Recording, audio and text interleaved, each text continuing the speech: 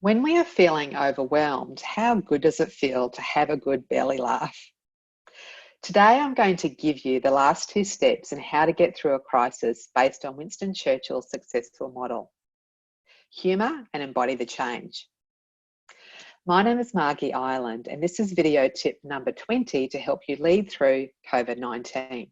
I work one-on-one with leaders to help them and their teams to survive and even shine in the most stressful and challenging of circumstances.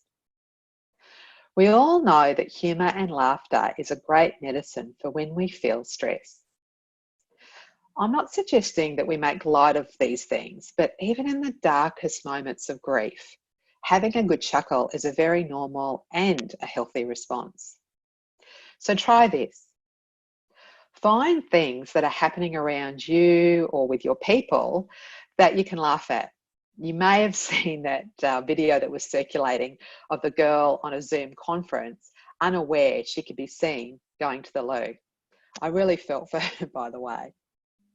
Some of us have also had to resort to home grooming, for example, cutting hair, or in my case, exterminating some of those chin hairs that seem to appear overnight with some of their mates. I decided to use a hair removal cream, and instead, I'm pretty sure I got a free chemical peel in the process.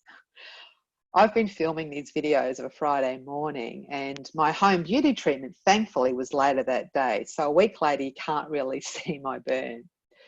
You may have other stories where people have had some mishaps due to having to adapt to this situation, and it's okay to laugh at the moment.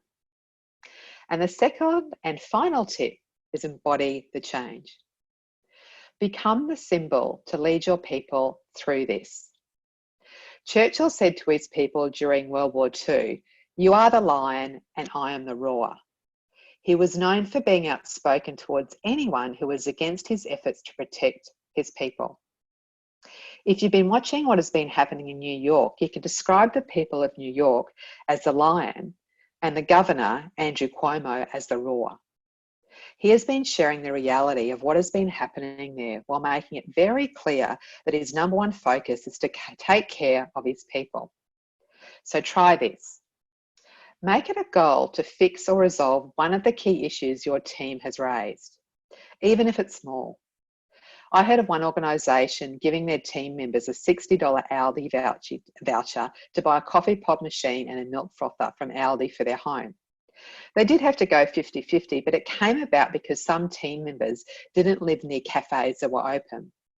And while more stores and shops might start to open soon, there may be other examples like this you can implement. This concludes the 8 steps from Churchill's Get Through a Crisis framework.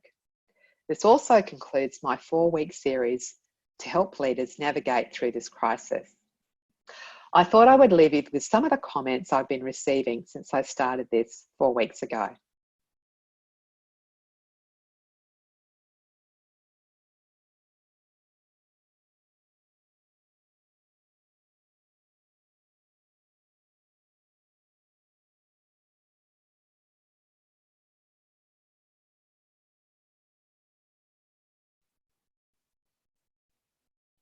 My hope is that you're able to implement at least one of these tips that has helped you and your team to connect and be inspired to adapt and transform and shine through COVID-19 pandemic. Navigating the coming weeks and months ahead as we re-enter, recover and rebuild in different ways in our workplaces, there will be new challenges for you as leaders.